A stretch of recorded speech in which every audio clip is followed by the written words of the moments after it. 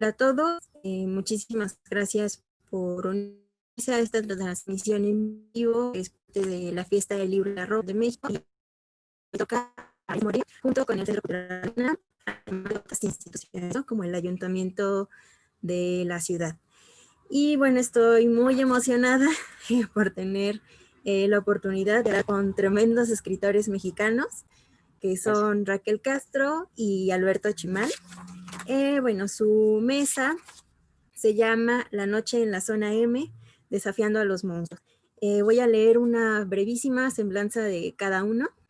Bueno, empiezo. Raquel Castro es escritora, guionista, profesora y promotora cultural. Ha publicado varios libros, entre ellos Ojos llenos de sombra, Exiliados de casa. Raquel Castro ha publicado varias novelas, es guionista, además de escritora, y varios de los libros que ha publicado son Lejos de casa, Ojos llenos de sombra, Exiliados y Un beso en tu futuro, ¿no? Sí. También es profesora y promotora cultural. Y junto con Alberto Chimal han publicado el libro Cómo escribir tu propia historia.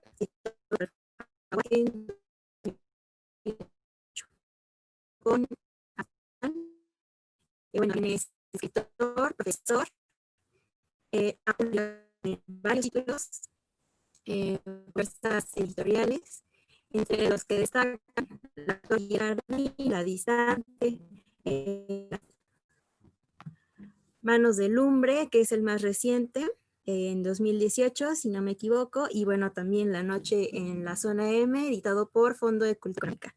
Entonces, ellos dos encabezan un maravilloso canal de YouTube que se llama Raquel y Alberto, el cual pueden consultar y que, bueno, han estado leyendo diario, ¿no? Desde que inició la contingencia, diversas historias, autores, autoras, y bueno, así sin más, les doy pie para que ellos empiecen.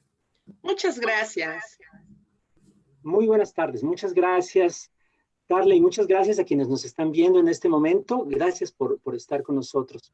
Disculpen, por favor, el aspecto de nuestra mesa, es que nuestra casa es muy chica y la verdad es que estamos también en esta tarea de limpiar, pero bueno. Cosas de la cuarentena, pero bueno, miren, ya están hasta bueno, no estamos en la cocina, pero más allá de la cocina. Y están muy bienvenidos aquí con nosotros.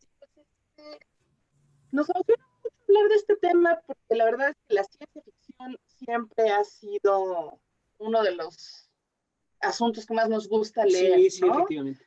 Y creo que en particular el libro del que les vamos a platicar un poquito hoy, La Noche en la Zona M, que es de Alberto, es realmente como tu primera incursión como autor así de lleno en los temas ciencia ficcionales, ¿no? Pues la verdad es que sí.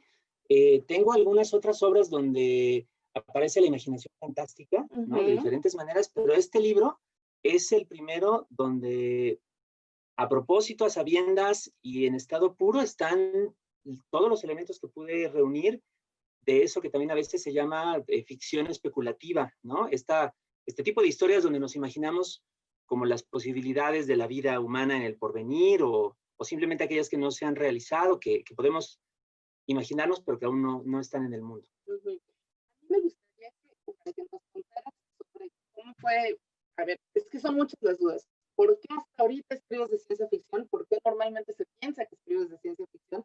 ¿Y qué es la ciencia ficción para ti? Entonces empezar un poquito por el asunto de la ciencia ficción, muy rápido y todo lo que ya te pregunté. Menos mal que me preguntaste poquitas cosas. Mira, voy a empezar por la segunda pregunta. Quizás algunas personas que nos estén viendo, si están enteradas de algo de mi trabajo, a lo mejor les ha llegado la idea de que soy escritor de ciencia ficción. Algunas personas dicen que lo soy. Yo no estoy tan seguro porque creo que varios de los libros que he hecho pues no tienen ningún elemento de imaginación fantástica. Tengo por ahí una novela que trata de relaciones de pareja muy tremendas que se llama Los Esclavos, donde no hay nada de eso, por ejemplo. Tengo cuentos, tengo otros textos por ahí que no tienen que ver con esto. Y por otro lado, cuando sí entra la imaginación fantástica, que es algo que a mí me interesa mucho, me gusta y no pienso dejarlo jamás, anoto, cuando entra la imaginación fantástica puede entrar de otras formas. Puede entrar no tanto como el discurso de la ciencia ficción, que es una cosa muy particular sobre la cual podemos hablar, y también, pues más bien como, por ejemplo, como lo que en el siglo pasado se llamaba la literatura fantástica hispanoamericana. Las obras que influyen ahí son, por ejemplo, la de Borges, la de Amparo Dávila, la de Francisco Tario, la de autores que, pues en realidad, tienen poco que ver, digamos, con Harry Potter o con Crepúsculo, con The Witcher, ¿no? Por muchas razones. Entonces, creo que el abanico de lo que me interesa es más diverso. Ujú. Por esa razón, pues quizá porque había estado experimentando por otros lados, no había presentado o dicho, ahora me voy a poner a hacer expresamente algo de ciencia ficción. Ujú. Y en este caso, pues decidí hacerlo por dos razones. El Fondo de Cultura Económica me invitó a que les propusiera una novela para su colección juvenil, la colección A través del espejo, que es donde está este libro. Y la verdad es que yo estaba muy preocupado. Desde hace varios años, pues viendo las noticias en internet, en la tele, viendo todo esto que se está dando, incluso ahora que no bueno, que estamos ocupados en otra cosa, respecto de varias tendencias preocupantes de nuestra época, ¿no? El deterioro del medio ambiente, entre ellas, ¿no? El famoso cambio climático. Pensando en esas tendencias, pues estoy preocupado, estoy eh, pensando desde hace años con mucha frecuencia, pues no solamente en mi futuro o en el futuro de mi familia, de la gente que quiero, sino en el futuro de la especie. Y pensaba que podía escribir algo sobre eso. Y entonces al salir la oportunidad dije que era una buena opción para tratar estos temas que tenía en mente, pues sobre todo porque una colección para jóvenes será leída por personas, espero yo, pues que son de las que van a vivir más tiempo para ver las consecuencias de lo que estamos haciendo ahora. Y entonces era importante, pensaba, sacar ese tema a colación. Ya de último, la ciencia ficción, tal como yo la entiendo, es lo que decía hace un momento. El tipo de narraciones que de una manera u otra se preguntan de qué otras formas podría ser la existencia humana, de qué otras maneras podríamos vivir, de qué otras maneras podríamos organizarnos como sociedades, como comunidades. Y esto tiene muchas posibilidades diferentes. Se puede hablar de tecnología, se puede hablar de organización social, se puede hablar de costumbres, se puede hablar de muchísimas cosas y siempre se hace pensando pues en lo que nos preocupa en el presente. Una novela como una muy famosa de la época, bueno, en la actualidad, El cuento de la criada de Margaret Atwood, es una novela, perdón, en la cual Atwood se pregunta cómo podría ser una sociedad extremadamente represiva en contra de las mujeres, pero partiendo de ejemplos de la vida real y que de pronto se vuelve una historia muy relevante cuando empiezan a surgir en años recientes también, pues regímenes en diferentes partes del mundo que van literal y francamente en contra pues de la igualdad en general, de la equidad y en contra sobre todo pues de la perspectiva de género, de las luchas de las mujeres, de las luchas eh, de la comunidad LGBT, en fin, de muchas conquistas sociales, como se les llama a veces, que parecían estar bien seguras, ¿no? Ante ese miedo de retroceso, Atwood escribe su novela, y de hecho, pues también es una de las preocupaciones que yo tengo, y eso también aparece un poquito en La noche en la zona M. También, ahorita que lo comentabas, me quedé pensando, para los jóvenes, los adolescentes, la ciencia ficción es muy atractiva. Digo, para todo el mundo puede serlo, pero como que en la adolescencia llama mucho la atención, ¿no? Tú empezaste a leer ciencia ficción en Yo la empecé a leer en la infancia, infancia. sí. Yo en la adolescencia. Y, y a mí lo que me sorprendía mucho es que en realidad no es tan un género, ¿no? Bueno, yo empecé en la ciencia ficción con los supersónicos, debo decir, ¿no? Muy Y bien. Robotina y todo esto, y era un futuro súper brillante, impoluto, y donde los problemas, era muy chistoso, porque eran los mismos problemas de los Picapiedra, nada más que Con otro con autos escenario. voladores, ajá. Y cuando empecé a leer ciencia ficción, me encontré con unos libros muy luminosos y como muy esperanzados del futuro y otros súper oscuros y realmente, así que de repente tenías que cerrar el libro y respirar porque estaban bien canijos, ¿no? Sí. Y algunos que son pues medio fascistoides y otros que son medio anarquistas, entonces como que no son todos No son iguales, todos iguales. pero lo que me atraía mucho era como esta posibilidad de ver diferentes escenarios de lo que podría ser el futuro, donde además, a fin de cuentas, lo que más importa es que el ser humano sigue siendo un poco el mismo, ¿no? Escribir para adolescentes difiere de escribir para adultos cuando haces ciencia ficción. Yo creo que en algunas cosas siempre es igual, el escribir para quien sea, y en otras cosas no, independientemente del tipo de narración de que se trate. En el caso de esta novela, por una parte tenía yo que tratar de construir un mundo donde se expresaran estas preocupaciones que tenía en mente, y lo que salió fue de hecho pues un posible mundo futuro al que espero que no lleguemos jamás, en el cual la civilización como la conocemos se ha derrumbado debido a una catástrofe o a una serie de catástrofes, entre las cuales se encuentra un colapso climático debido a la contaminación.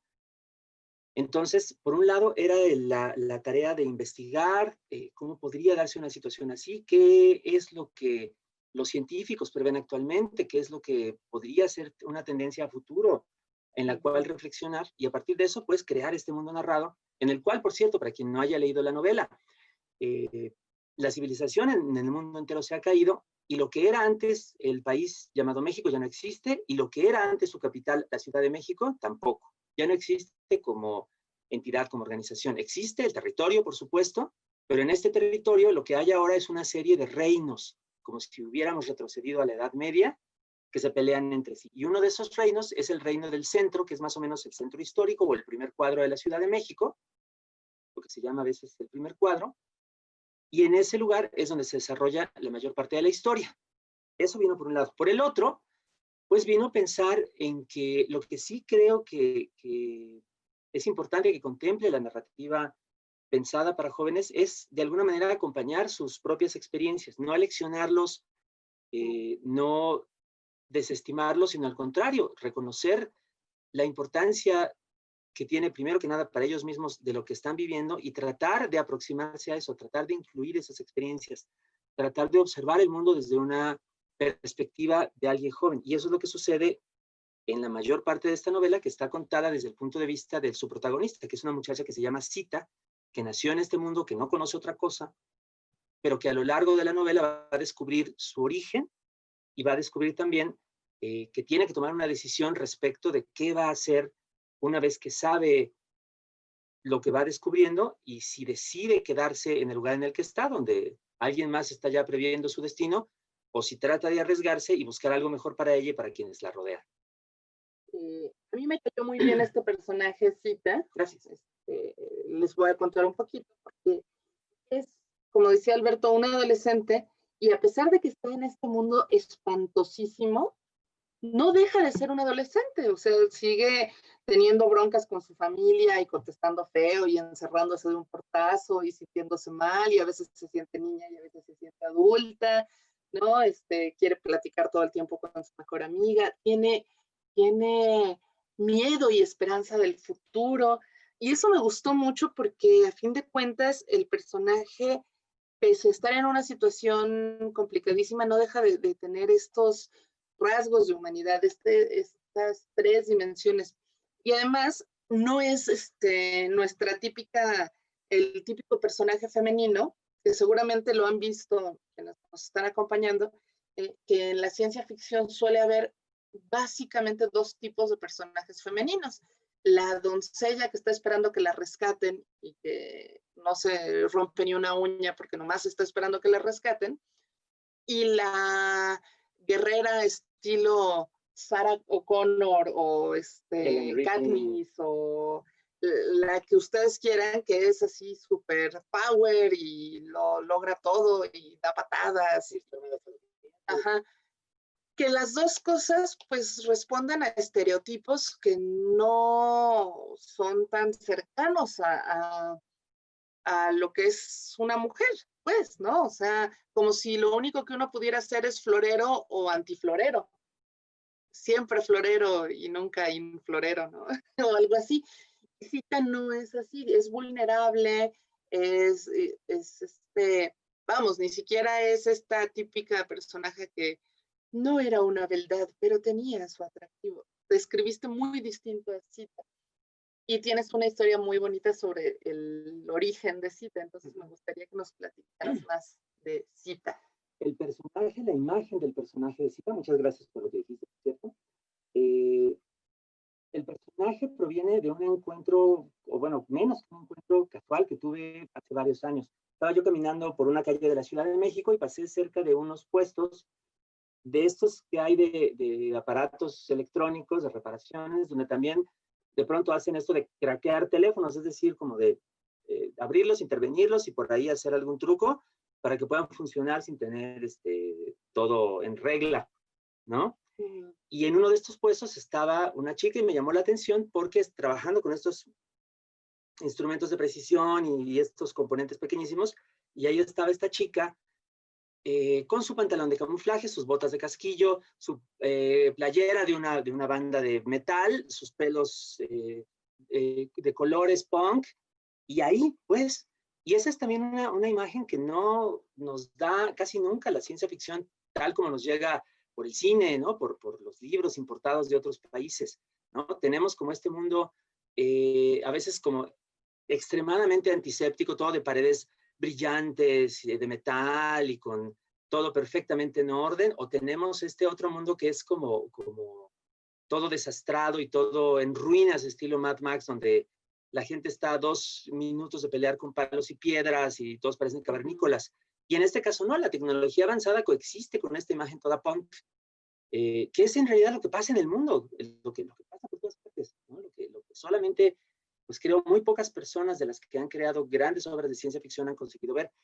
Y cuando me tocó pensar en los personajes para esta novela, lo primero que pensé fue, me gusta para que sea protagonista, esta imagen, esta persona vestida como persona real, como persona también, además de un contexto bien particular, tratando con esta tecnología avanzada. Y de ahí vino todo lo demás. Entonces sí me interesaba mucho que tuviera como esa perspectiva desde el principio. ¿Por qué se llama Sita? Bueno, no se llama Sita. No se llama Sita. Bueno, sí el nombre que recibe el personaje es Sita, pero ya me estás haciendo echar spoilers, ¿eh? Ya ni modo. Pero poquitito. Hashtag spoilers. Sita tiene un nombre que se le da, digamos, al nacer, que no les voy a contar porque eso es su propia historia, pero en el mundo en el que ella crece y en el cual, a pesar de que es un mundo en crisis y extremadamente empobrecido, ella cuenta al principio con una pequeñísima cantidad de privilegios. Las personas que están a su alrededor que no la quieren, le dicen princesita. Y entonces de ahí se le queda el Sita, y su mejor amiga se la pasa años fastidiándola, diciéndole Sita, y para contestarle, después de haber consultado un diccionario, Sita le dice que ella es plebe, y entonces las dos amigas dejan atrás sus nombres de pila, y una es Sita y la otra es plebe, y son las dos mejores amigas. Ok. Y ni fue tanto spoiler. Oh, bueno. Yo les iba a leer la descripción de Sita. Ok. A ver si la encuentro. Mientras, les comento que estamos viendo también el comentario que ya nos llegó desde YouTube por el chat aquí del Zoom. Ahorita lo comentamos con todo gusto. Vamos a ver. Cualquier otro comentario, ahí los contestaremos con todo gusto también. Con todo gusto, por supuesto que sí. Ay, no lo encuentro. ¿Dónde lo puse? No puede ser. Ahorita lo encuentro, les juro. Pero mientras, si quieren, coméntanos algo más, Raquel, ¿alguna preguntita? Puede ligarse muy bien esto que nos preguntan desde YouTube, que dice Alberto y Raquel, ¿cómo llevan vivir y trabajar juntos? ¿No sienten que se pueden mimetizar?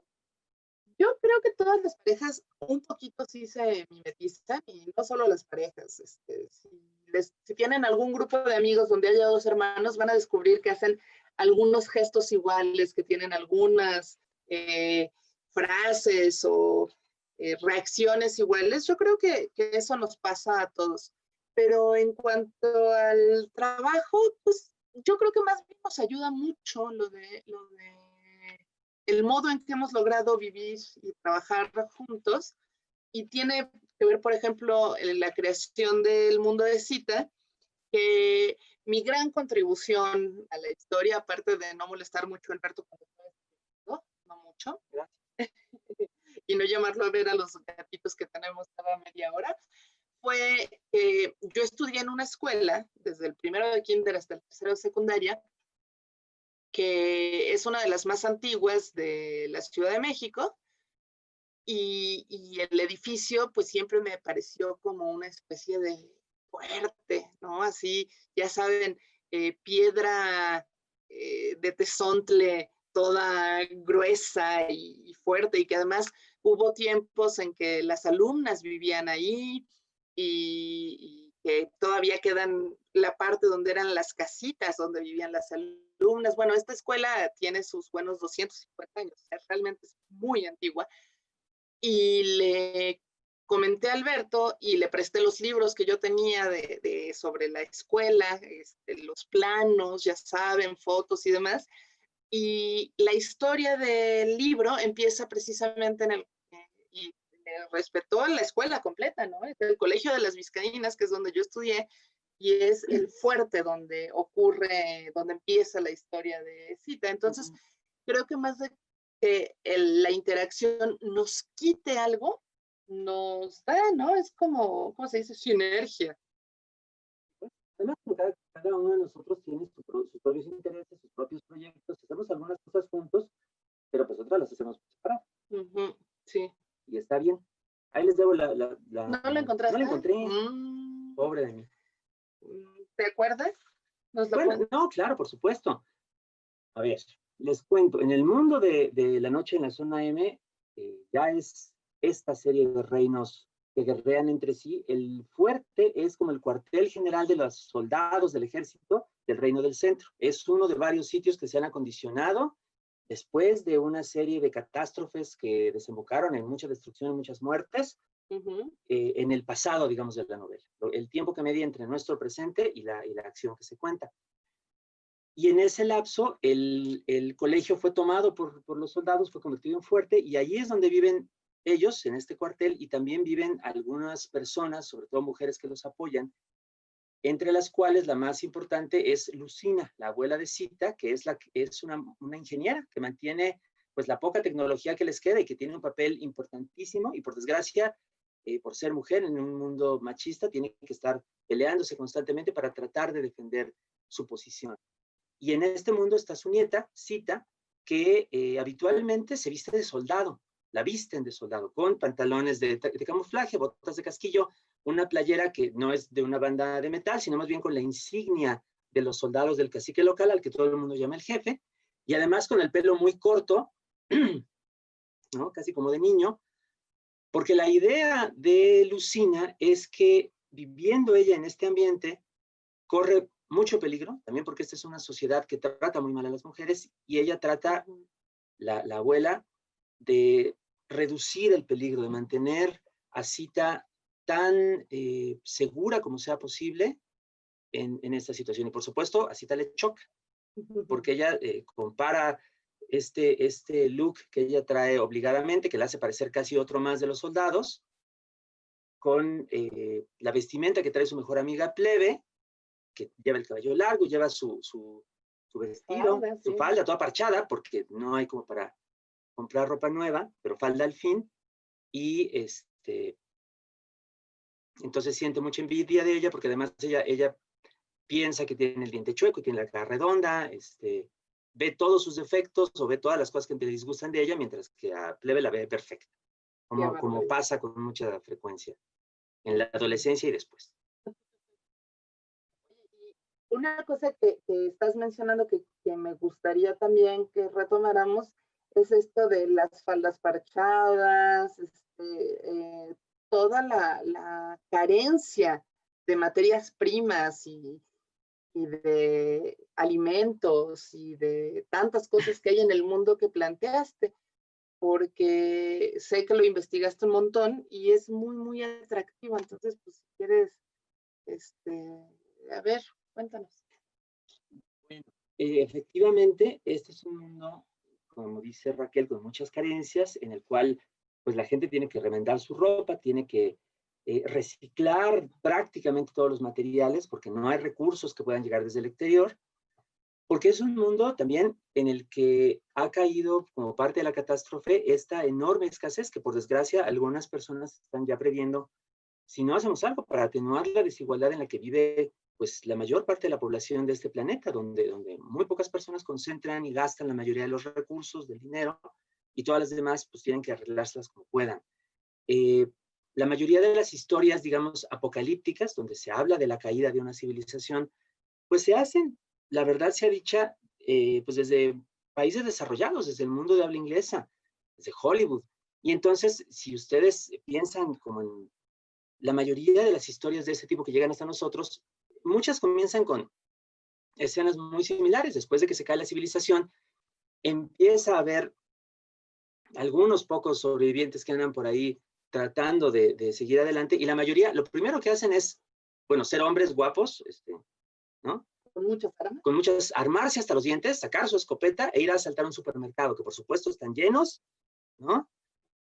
De latas y de todo, entonces lo asaltan y se van, ¿no? Hacen el saqueo. Lo cual es totalmente absurdo. Eso no va a pasar si es que alguna vez se cae la civilización. Esa es una fantasía de poder, pues de quién sabe qué, que tienen algunos guionistas en Hollywood. Así no es como va a ser. Y claramente en un país como México lo sabemos. Sabemos que puede haber desabasto, sabemos que puede haber escasez, sabemos que puede haber pobreza. Sabemos también que no va a estar ahí, digamos, como un almacén de tecnología, de objetos abierto o listo para que lo utilicemos. Más bien que vamos a tener que arreglárnoslas, al contrario, como siempre lo hacemos, con pocos recursos, improvisando, tomando decisiones de último minuto, porque no hay de otra. Y este mundo de la noche en la zona M es así, es un mundo en el cual no se dan de ninguna manera estas ilusiones de las historias apocalípticas, y al contrario, la gente tiene que aprender a sobrevivir de otra manera. Hay un libro también de ciencia ficción que si no han leído les recomiendo mucho. Bueno, no exactamente ciencia ficción. Guerra Mundial Z, Max Brooks. Es una compilación, no es exactamente una novela, sino una serie de cuentos entrelazados. Sí, es que no solo eso, es una serie de cuentos entrelazados que evocan las entrevistas de historia oral.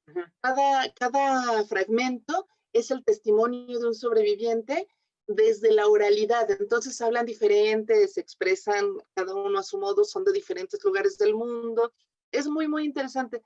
Mucho mejor que la película, definitivamente. La película es una mujer, no tiene nada que ver con el libro, perdón. Bueno, tiene una cosa buena la película. El título. No, Brad Pitt. No. Ok. Otro no. Héroe hombre que se arma hasta los dientes. Pues no. Sí. Ok. Pero el libro realmente es muy bueno y lo traigo a colación porque una de las partes habla de cómo un personaje ya acabó la invasión zombie, ya la controlaron, todo lo que quieran, y él de lo que se acuerda con mucha nostalgia es del té chai, de que él se iba todas las mañanas a una cafetería cerca de su casa, camino al trabajo, a comprar su té chai, y era parte de su día a día y era la cosa más normal del mundo. Cuenta lo que haría falta para hacer un té chai, que incluye especias que vienen de tal lugar del mundo, y leche que viene de tal otro, y la maquinaria que la hacen en tal otro lugar, y que después del apocalipsis zombie es imposible hacer algo tan simple como que era tan trivial como un té chai. Lo menciono porque acá también en tu novela hiciste o sea, no es nada más el hecho de que hay mucha carencia de cosas, sino que además muchas es imposible reproducir o volver a tener, empezando por el espacio para sembrar, ¿no? O sea, en otros lugares quizá lo primero que se podría hacer es poner un huerto familiar, pero en la Ciudad de México, pues como que dónde y cómo, ¿no? ¿Y qué haces con los muertos además? Entonces, esta parte del reciclaje me gustaría que la abordaras un poquito también. Una investigación precisamente para tratar de darle sentido como a esta cuestión de la escasez y a la cuestión de las dificultades que tienen estos personajes. Y una de las cosas que también ocurren con mucha frecuencia en las historias de catástrofes en la ciencia ficción convencional, pues es que la gente gasta recursos como locos. alguna que leí hace no tanto, acababa con los restos de la especie humana refugiándose en un asteroide cerca de la Luna, un asteroide de hierro, ¿no? Y decir, tenemos suficiente metal para vivir durante 1000 años. Yo pensaba, ¿y dónde van a comer? ¿Qué van a plantar? ¿De dónde van a sacar materia orgánica? ¿De dónde van a sacar abonos, semillas? ¿No? Y eso se le olvida al autor, ¿no? Ya se sigue. Pero obviamente no se nos podría olvidar una cosa así en una circunstancia tan catastrófica. Me puse a investigar, de pronto ya estaba yo leyendo sobre composta, estaba yo leyendo sobre bioplásticos, que es plástico hecho a partir de material reciclado, de biocombustibles, ¿no? Lo mismo, en lugar de gasolina, en lugar de alcohol. Y pensé que esta sociedad tenía que hacer eso, tenía que reciclar absolutamente todo. De hecho, esta es una sociedad, también, pequeñísimo spoiler, esta es una sociedad que no entierra a sus muertos. Es una sociedad que recicla los cadáveres, porque no tiene de otra. Y entonces, pues también cambia un poco qué hace la gente cuando fallece un ser querido, o cómo lo recuerda, que también se trata en la novela. ¿Y la comida? Bueno, y no se puede tomar café, porque no hay donde poner un cafetal, ¿no? Y no se puede comer muchas cosas, no se puede comer carne de res porque no hay donde tener una vaca, y aunque se pudiera, la cantidad de comida para alimentarla, pues ¿de dónde? Hay muy poquitos animales, ¿no? Digamos, de granja o de corral, pequeños como cabras, conejos, que son los que se pueden mantener en un espacio reducido. Y esos animales, pues digamos, los productos que dan, pues son extremadamente más costosos, más preciados en este mundo. Una de las primeras escenas tiene a Sita yendo a comprar algo en el mercado, un mercado que es muchísimo más pobre que los que tenemos en la actualidad, donde también se compran muchas cosas de desecho, de segundo, tercero, enésimo uso, y le paga por un objeto particularmente valioso a un vendedor, le paga con 100 gramos de queso de cabra, que es algo de valor casi incalculable y que este hombre ya dice que va a mantener durante tanto tiempo como le sea posible, utilizando un sistema de refrigeración que se inventó que no utiliza electricidad.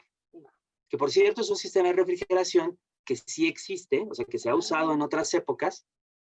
Ahorita se nos ha olvidado mucho de lo que nuestros antepasados hacían, pues para tratar de arreglárselas cuando no tenían, pues mucho de la tecnología avanzada que tenemos ahora, ¿no?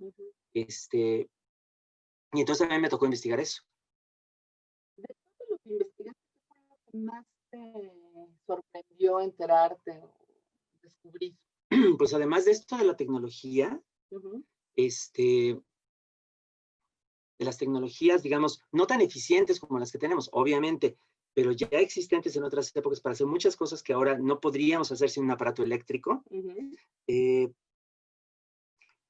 También me sorprendió muchísimo el hecho de que ya han ocurrido en la historia, ya lo sabía, digamos, pero lo vi ahora con muchísima más claridad, ya han ocurrido en la historia grandes catástrofes que han barrido con civilizaciones enteras, y en ellas se han podido ver muchos fenómenos espantosos que de alguna manera se reproducen también en la novela.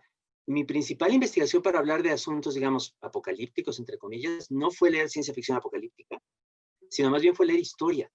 Leí acerca del saqueo de Roma que ocurrió en el siglo IV o V, me parece, después de Cristo.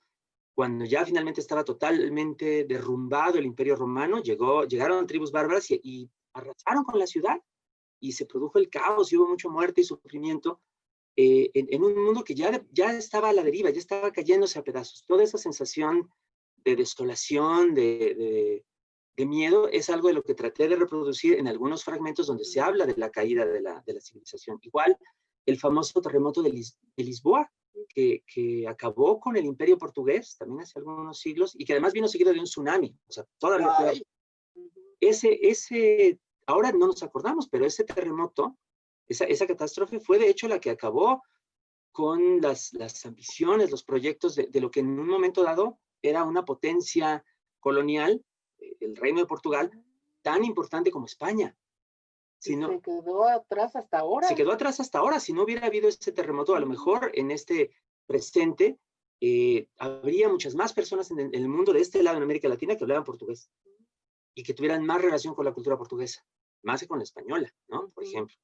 Y así sucesivamente. Esa parte de la investigación es muy desoladora, porque además también mucho de lo que sucede es que los detalles más relevantes, más preciosos de una civilización se pierden en el caos, se pierden en la destrucción. También por eso, a pesar de que en esta época afortunadamente tenemos mucho avance en el tema de los derechos de las mujeres, de la igualdad, etcétera, en la novela también se ha retrocedido en ese aspecto, se ha retrocedido socialmente y hay mucha desigualdad, mucho maltrato, porque desgraciadamente eso es lo que pasa con las civilizaciones que se caen, ¿no? Sí retroceden terriblemente. Y además también, ya pensando en todos estos asuntos de relacionar el libro con el presente, pues a mí me preocupa que todo aquello que ahora damos por sabido, pues de cuáles son nuestros derechos, de cuál es nuestra posición en el mundo, qué podemos y debemos reclamar para nosotros mismos y para la gente que nos rodea, pues es en realidad algo que tiene muy poco tiempo en la historia y que tenemos que cuidarlo y tenemos que mantenerlo y tenemos que evitar que se vaya para atrás. Me gusta mucho que mencionas eso porque en alguna presentación del libro le decían a Alberto un poco indignadas unas chicas, ¿no? ¿Por qué a las mujeres las trataban tan mal en el libro si habíamos logrado tanto en los últimos años? Y pues la verdad es que de veras son los últimos años y es muy fácil que se olvide, que se pierdan los derechos de las minorías, que los bárbaros tomen el control en cuanto ven un poquito de desorden, ¿no? Y además tenemos un serio problema de desmemoria. Por ejemplo, ayer en la conferencia de subsecretario López-Gatell comentaba que se cumplían 11 años de que empezó la pandemia del H1N1. Y tenía ya tiempo que Alberto y yo platicábamos de esa vez y yo no logro acordarme cuánto tiempo falté al trabajo, o sea, cuánto tiempo se interrumpió la normalidad, y fue apenas hace 11 años. Entonces sí tendemos mucho a ir olvidando y eso está canijo, ¿no? Eso debemos evitarlo a toda costa. Y peor todavía en esta época en la cual estamos tan expuestos a desinformación, a falseo de las noticias, de la realidad misma. En todo eso estaba pensando. Sí, no, pues está canijo. Oye, y no solamente hay el reciclaje en lo que ya comentaste, sino que hasta los monstruos. Tienes que platicarnos de los monstruos. Sobre todo porque los monstruos están en el título de la charla. Porque pues, la zona M, hablar de monstruos. Sí, por favor. La zona M se llama así porque la M es M de monstruo. La gente que vive en estos reinos podría todavía guerrear más entre sí, de no ser porque entre un reino y otro hay ciertas zonas deshabitadas, tierras de nadie, que las llaman zonas M porque la gente dice que se aparecen monstruos. Y una de las primeras revelaciones de la novela, tampoco les estoy adelantando gran cosa, es que sí, se aparecen monstruos. Hay unos seres a los que la gente llama los troceados, que nadie sabe de dónde vienen, que se dedican pues, a eso, a espantar y a atacar a las personas. Y que son criaturas monstruosas, por supuesto, pero que están hechas en parte de elementos orgánicos, de cuerpos humanos, y en parte de elementos inorgánicos, de metal o de plástico, ¿no? Y tienen luces y tienen como ojos de lente y son una visión como espantosa. Y parte también de la novela está en que los personajes se preguntan qué son estos seres extraños, horribles, de dónde vienen, y hay todo un misterio respecto de esto, del cual por supuesto no los voy a contar, pero ahí hay monstruos, hay monstruos en este mundo y por un lado también es otra referencia, digamos, a historias de la antigüedad, igual que los reinos en esta zona del mundo, igual que hubo reinos antes de la llegada de los españoles, ¿no? El reino de Texcoco, el reino de Tenochtitlan. También en las historias muy antiguas de la Edad Media, pues, en los pueblos precolombinos, siempre hay narraciones acerca de monstruos, de seres que están más allá del territorio de una ciudad, de un pueblo, de las comunidades, en fin. Y entonces son las advertencias, no te vayas por este camino porque te va a comer el monstruo. Y aquí también ocurre eso. Y estos monstruos, repito, tienen una relación muy importante como con todo el origen de lo que está pasando, pero sobre todo lo que hacen en la novela, durante la mayor parte de la novela, es simplemente meterle miedo a la gente y tenerla todavía más sometida, más como las fake news espantada, como las fake news de ahora, ¿no? Y fomentando pues la violencia, el odio también. Otra cosa más que me preocupaba y que en este caso, pues, tomó cuerpo, ¿no? Cuerpo de monstruo. Ujú. Yo pensé que nos ibas a leer un cachito de esa Y ahora sí, descripción. esta sí la tengo. Les voy a leer la descripción del monstruo. Vamos a ver cómo quedó la descripción de Cita. Lo siento, de verdad no sé qué pasó. Yo creía tenerla aquí a la vista, pero pues, y aquí está la descripción de Cita, ya la encontré. Les voy a leer y luego les leo del monstruo. Se parece mucho a Lucina, su abuela, no solo físicamente, no solo por su cara redonda, su piel morena, sus hombros anchos, su cabello oscuro y lacio que sería tan abundante como el de ella si lo dejara crecer, no solo por el diente chueco que tienen las dos a la mitad de los incisivos y que es, creo, una de las causas por las que ambas sonríen poco y casi nunca se permiten reír. A su modo, también es igual de ansiosa, tiene la misma voluntad que se agita y no se queda quieta. Esta es Cita. Y luego viene, bueno, lo de su peinado, que es realmente un asunto muy, muy contencioso para Cita, porque por una parte le sirve para que estos soldados que son todos unos brutos no estén todo el tiempo sobre ella y no quieran atacarla, pero por el otro también la aparta de ellos y la aparta de otras personas. Entonces Cita se siente toda desubicada y bueno, pobre.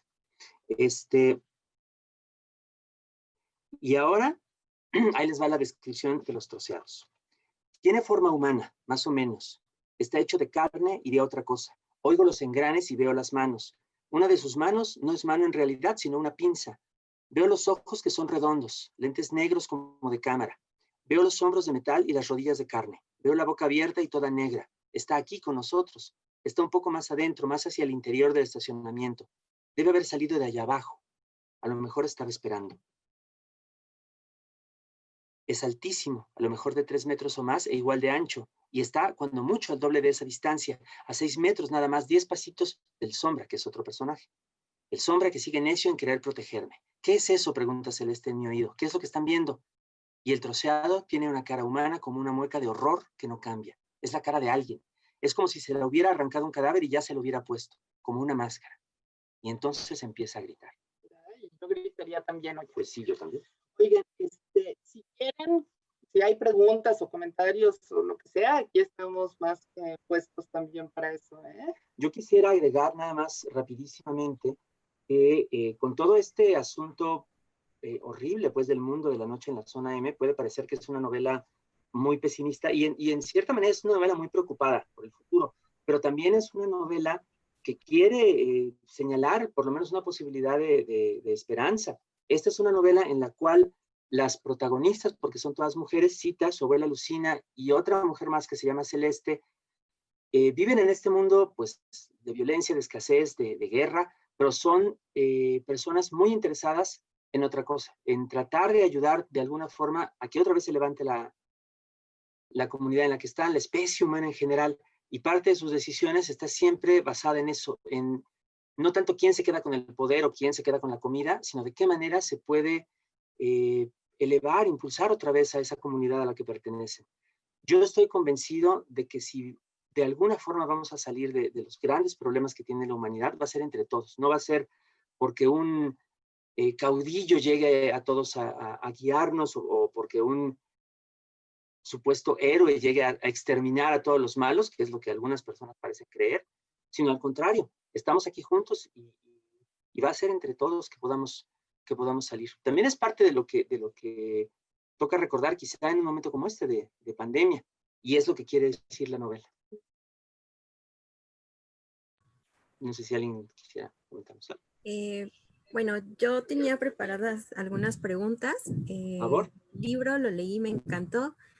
Y bueno, en específico el género de la distopía es algo que me parece muy interesante. Y, por ejemplo, en tu novela, Celeste menciona una frase que me encantó, ¿no? Y creo que es muy pertinente para cualquier situación, ¿no? El presente embellece al pasado, borra sus defectos. Uh-huh. Entonces, por ejemplo, ahorita, como bien mencionaban, por ejemplo, algo que pasó hace 11 años y que a pesar de que es una situación muy actual por la pandemia, que en su momento fue la influenza, que hay ciertos detalles que se nos olvidan, ¿no? O que a lo mejor esa cuarentena, la comparación a la de ahora, la sentimos que fue más ligera, ¿no? O sea, más fácil de sobrellevar a comparación de ahora, ¿no? Entonces, por ejemplo, ahí en la novela, me gustaría saber qué piensan ustedes, por ejemplo, de la importancia, ¿no? O sea, de mantener presente al pasado o a las vivencias que a lo mejor en su momento pues fueron como muy relevantes y que a lo mejor ahorita dejamos un poco de lado. Yo creo que sí es bien importante porque eso es parte justamente de lo que nos impide también olvidarnos del valor de lo que tenemos, ¿no? Ujú. Olvidarnos de las dificultades que muchas personas antes de nosotros tuvieron que sobrellevar simplemente para cosas que ya en las que ni siquiera nos fijamos, ¿no? Todas las activistas que han luchado y han muerto incluso por los derechos de las mujeres, todas las personas que se han interesado en las ciencias, en la técnica y que se han inventado pues muchas formas de tecnología de las que ahora depende de muchas maneras nuestra existencia, ¿no? Cosas tan triviales como podría ser un trapeador, pues una lavadora, ¿no? Que en un momento dado sirvieron para que muchas mujeres tuvieran, bueno, se usaron para sujetar a muchas mujeres a las labores domésticas, pero por otra parte, comparado con la situación en la cual estaban esas mismas mujeres y otras en siglos anteriores, ¿no? Representaron un avance tremendo. Igual, cosas como las vacunas, cosas como, pues no sé, los marcapasos, las transfusiones, muchas Los los antibióticos. antibióticos, ¿no? Hace todavía 200 años, una persona que sufría una herida de bala, incluso aunque no fuera una herida mortal, estaba probablemente condenada a morirse por la infección, ¿no? Ahora nos parece muy fácil salir de muchas de esas situaciones, pero no lo fue siempre, y para entenderlo y para apreciar eh, todo aquello que nos hace falta y todo aquello que tenemos todavía, nos sirve la memoria. A mí me preocupa mucho una cosa, que en estos tiempos Internet se ha mostrado como una gran herramienta, de veras que sí. Podemos tener esta charla gracias a Internet, estamos dando clases, o sea, de veras, no quiero pensar cómo sería esta misma pandemia, este mismo quédense en casa, si no tuviéramos Internet, de verdad.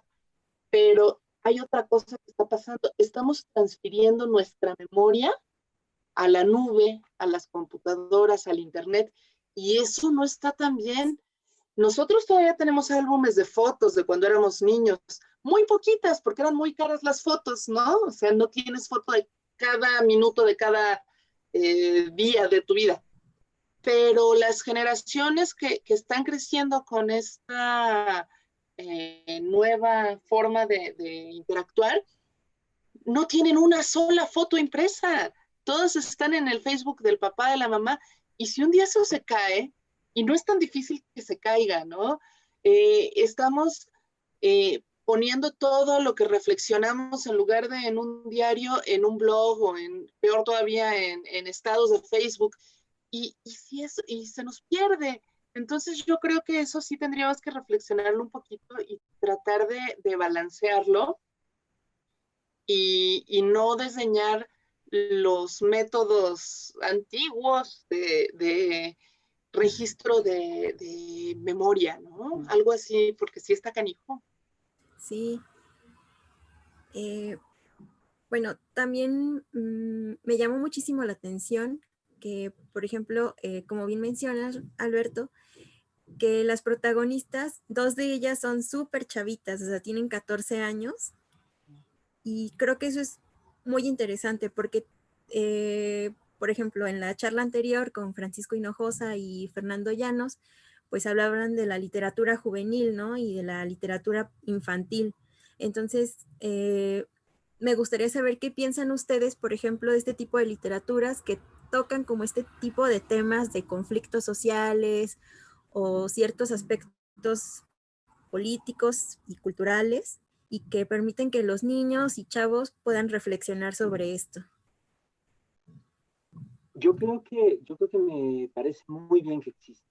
Yo creo que en ese sentido estamos mejor que antes, porque hay más apertura por parte de quienes escriben, de quienes citan y de quienes leen para que estas historias lleguen a la gente joven. La verdad es que tarde o temprano toda la gente que vive va a tener que pasar por algún momento crítico, no solo de su propia persona o de su propia familia, sino de su comunidad o de su entorno social, o como ahora que estamos pasando por un momento crítico de la especie, ¿no? De la humanidad entera. No podemos evitar que esas experiencias lleguen a nuestra gente joven, así que más bien lo que hay que hacer es tratar de afrontarlas, tratar de acompañarlos en ese proceso y tratar de hacerlo de una manera honesta, ¿no? De una manera comprensiva, empática. Y eso creo que la mejor literatura para jóvenes sí lo logra. La literatura infantil y juvenil puede tocar cualquier tema. Los jóvenes y los niños están ávidos de que se les hable de todos los temas. El chiste es nada más cómo se los presentas, ¿no? Sí. Bueno, también me llama muchísimo la atención que en varios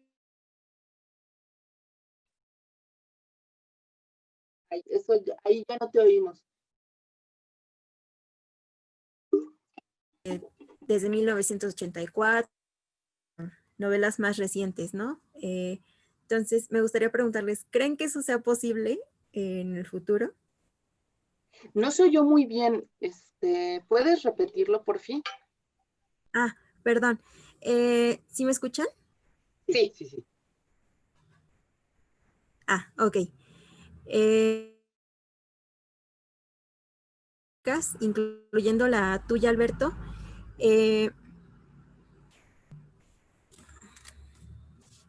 Ay, Creo que se está congelando un poquito. Eso te iba a decir, que si lo escribes en el chat. También podría ser irte desconectar tu video y dejar nada más el micrófono.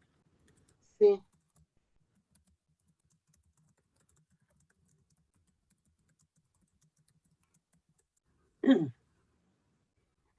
Dice Carla, ¿crean en una organización por grupos en caso de que ocurra algo así, como la de la novela? Pues también es un ejemplo que está tomado de la historia. También hay momentos en los cuales un gran Estado nacional se deshace y entonces en ese vacío de poder, de organización, entra pues quien puede o quien quiere ahí aprovecharse del caos. Es lo que sucede en la novela, por desgracia lo hemos visto también de diferentes formas en otros momentos de la historia. Podría pasar. Yo preferiría que no sucediera, por supuesto. No, Yo preferiría que si va a haber un cambio, digamos, en la organización social de un país como este, que ciertamente necesita varios, pues que no fuera así, que no fuera mediante la violencia, y que no fuera, además, después de una destrucción tan devastadora como la que sucede en la novela. que lo que manejó Alberto es que cada uno de los diversos reinos que hay en la novela, la forma en que cada uno se organiza es distinta, depende mucho de la gente que lo forma, ¿no? Me decía Alberto, podría haber algún grupo que haya sido liderado por religiosos, habría alguno que fue en torno a una universidad, y dependiendo de cómo se forma el grupo serían sus características, ¿no? Lo que sí creo que es muy claro en tanto en la novela como en lo que estamos viviendo ahorita, es que el ser humano no está hecho para vivir solo, que sí necesitamos de los otros, que sí se hace necesario la organización en grupos. Ahora, lo ideal sería que sean grupos civilizados y no donde el más fuerte le impone su voluntad a los demás, ¿no?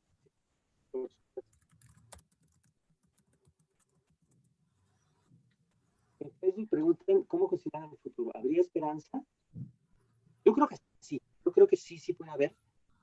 Es una esperanza, digamos, que de alguna manera depende de nosotros. Es decir, hay mucho que podemos hacer, incluso si no tenemos poder político, poder económico, desde nuestra propia esfera, desde nuestra propia trinchera, por lo menos para atenuar lo malo de nuestro tiempo, ¿no? Y para incrementar lo bueno. Creo que un momento como este de pandemia que estamos viviendo es prueba de ello. Eh, muchas personas sacan lo peor de sí mismas, pero al contrario, muchas otras intentan ayudar a los demás, intentan mitigar lo peor de los efectos de la pandemia, intentan, si tienen los conocimientos necesarios, atender a otros en hospitales, cuidar de los enfermos, ¿no?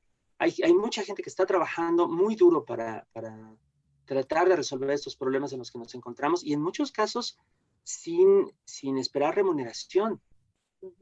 Y creo que eso dice algo muy importante acerca de lo que podemos hacer y también de la importancia que tiene nuestra labor, seamos quienes seamos, para tratar de salir adelante y de sacar adelante a la humanidad. La verdad es que ese es un problema global en el cual hay que hablar de la humanidad y creo que también de alguna manera a eso se refiere la novela. Me parece que sí es importante considerarlo.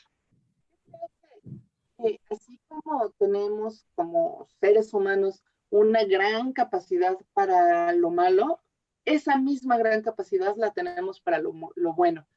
Y se ha visto en cada época esta posibilidad, esta vocación por el bien, digamos, por ayudar a otros, por poner el bienestar de la comunidad por encima de los caprichos personales.